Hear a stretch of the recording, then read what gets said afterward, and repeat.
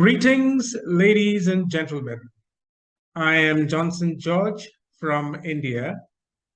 At the outset, I would like to express my sincere gratitude to the Honorable Chair, President, Madam Mangalika, GPA Secretariat, Mr. Bob Mitchell, and the panel of APQO GPEA and SLAQ, Sri Lanka Association for Quality, for inviting me to deliver this talk to this August gathering. Ladies and gentlemen, my talk today is on renewed focus on business ecosystem relationship. Let me share my presentation.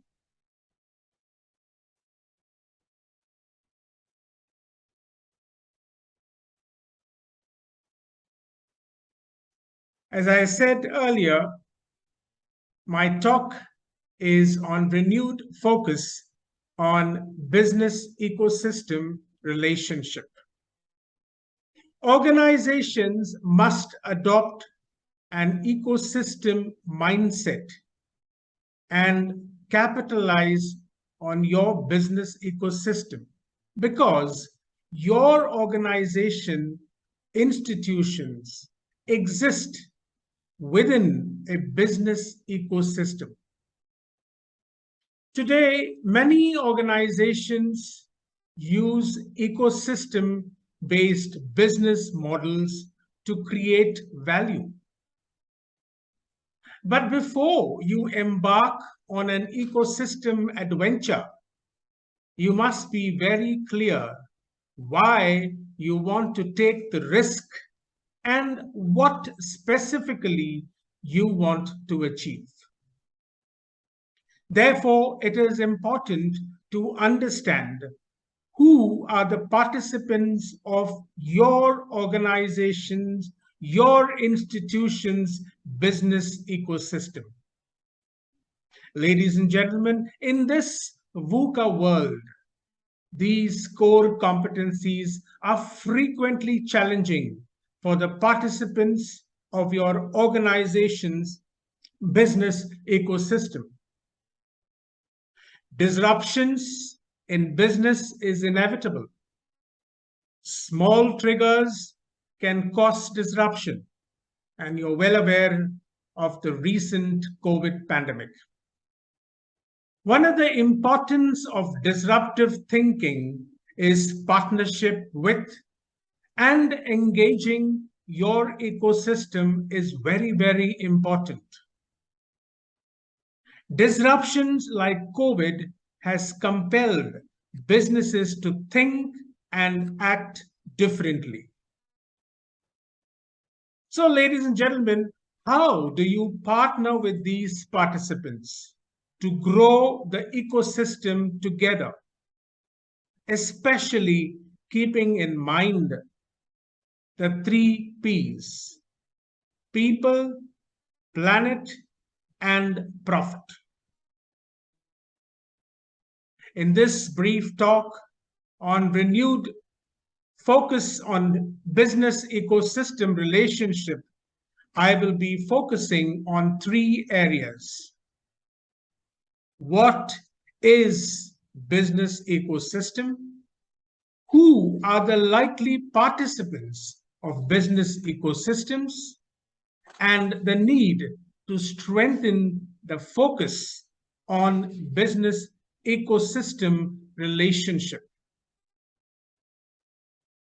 Ladies and gentlemen, in my years of interaction as consultant and examiner with organizations and institutions across industries, I have encountered some companies that wholeheartedly go out of their way to make their stay and relationship with them comfortable, rewarding, and value-adding.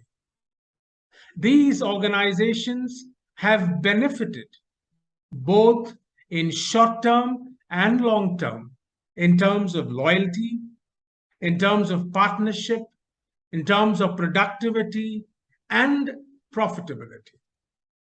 I'm sure as you are listening to me, you will be able to relate to such events in your own business. So, what is business ecosystem?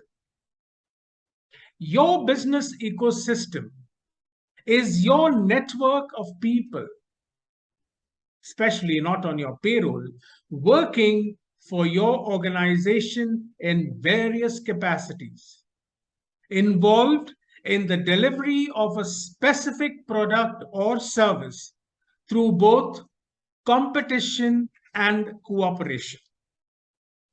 And these are required as part of your value chain in the success of your organization. The idea is that each entity in the ecosystem affects and is affected by the others, creating a constantly evolving relationship in which each entity must be flexible and adaptable in order to survive, as in a biological ecosystem. Ecosystems create strong barriers to entry for new competition, as the ecosystem already consists of the players that allow it to function. Ladies and gentlemen, you may have heard that the theory of business ecosystems was developed by business strategist James Moore in 1993.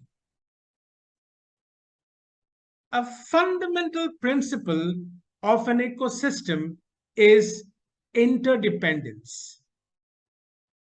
That is, something that happens in one part of the system may affect other parts within the system. In the context of an organization, there are many factors external to it that affect how it operates, but over which it has absolutely no control. And these can include government policy, the economic and social makeup within its region and neighborhood, the prevailing religious and cultural expectations of its communities, demands for sustainability, and the available financing. So, who then are the likely participants of this business ecosystem? These are none other than your partners, your suppliers, your collaborators, your competitors, your customers, your communities around you, the government agencies, and other relevant organizations or entities inside and outside your sector or industry that serve as a potential resource. So, understanding this business ecosystem, in the 1930s, British botanist Arthur Tansley introduced the term ecosystem to describe a community of organisms interacting with each other and their environment. And these were air, water, the earth, etc. In order to thrive, these organisms compete and collaborate with each other on available resources. They co-evolve and jointly adapt to external disruptions. Now, here's the best practice. Business strategist, like I said earlier, James Moore, adopted this biological concept in his 1993 Harvard Business Review article, Predators and Prey, A New Ecology of Competition, in which he paralleled companies operating in the increasingly interconnected world of commerce, to a community of organisms adapting and evolving to survive. Moore suggested that a company be viewed not as a single firm in an industry, but as a member of a business ecosystem with participants spanning across multiple industries. So today, ladies and gentlemen, there is an imminent need to strengthen the focus on business ecosystem relationship.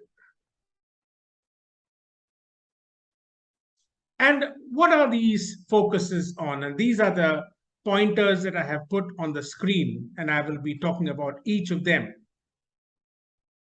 First and foremost, the organizations must adopt an ecosystem mindset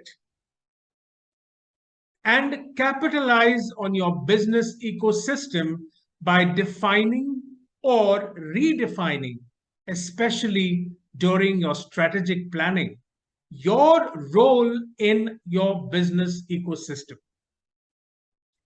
Be aware that your organization exists within a business ecosystem, a network of organizations, including your partners, suppliers, collaborators, competitors, customers, communities, trade association, and other relevant organizations inside and outside your sector or industry. Now, within this larger system, roles between organizations may be fluid as opportunities arise and needs change. For your business ecosystem, synthesis, therefore, means understanding your organization as part of a larger whole. It incorporates the key attributes that you contribute to and need from your partners, your collaborators, competitors, customers, communities, trade associations, and other relevant organizations, including those not traditionally considered as collaborators. A customer-focused organization addresses participation in alliances or collaboration. And this collaborative multilateral network of ecosystems of organizations that drive efficiency, effectiveness, and innovation. To accomplish their overall goals, successful organizations build and value ecosystems of internal and external partnership and collaborative multilateral alliances. As products and services become more and more multidisciplinary, organizations may need new business models and ecosystems, including non-traditional partnerships with competitors or organizations outside the sector, alliances, consortia, and value networks. The third aspect is agility and resilience. Ladies and gentlemen, agility and resilience can be achieved through your business ecosystem in which collaborations, strategic partnerships, or alliances might offer complementary core competencies that allow rapid response to disruptions, entry into new markets, or a rethinking of customer offerings in a larger context. Your ecosystem might also permit you to address common issues quickly by blending your organization's core competencies or leadership capabilities with other organizations' complementary strength and capabilities, creating a new source of strategic advantage. The result may be broad, interdependent, agile ecosystems that include traditional partners and collaborators, as well as competitors, customers, communities, and organizations outside your sector or industry. Your business ecosystem is also one of the sources of learning. Core competencies are frequently challenging for competitors or suppliers and partners to imitate, and they may provide an ongoing competitive advantage or create opportunities in your business ecosystem. To achieve sustained success, the organization should focus on anticipating and meeting the needs and expectations of its business ecosystems with the intent of enhancing their satisfaction and overall experience.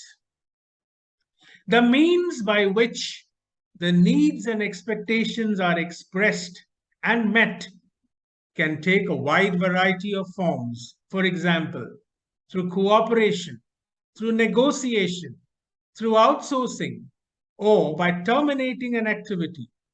Consequently, the organization should give consideration to the interrelationships of its business ecosystems when addressing their needs and expectations. So, how do outstanding organizations become a leader within its ecosystem? And here are a couple of points which I would like to share. What do they focus on? First and foremost, they understand the importance of its purpose being acknowledged as a force for good in its ecosystem.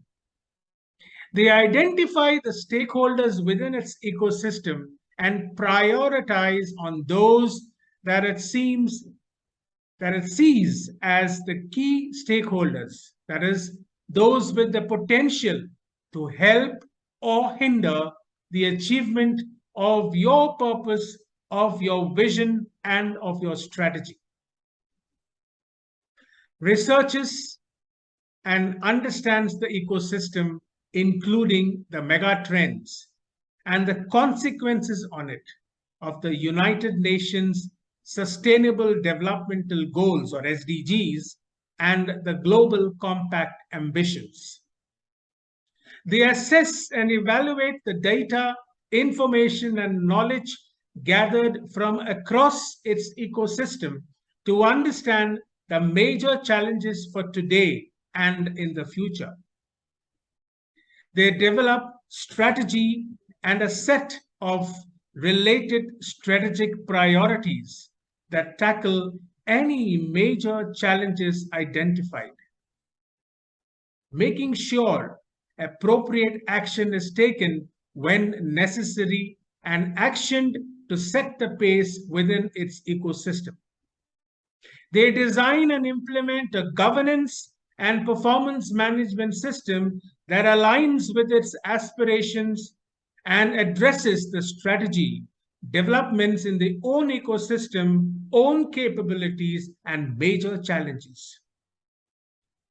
And finally, they define and implement a governance review schedule that matches the speed of the ecosystem, monitors progress with strategy implementation, and guides performance and transformation priorities.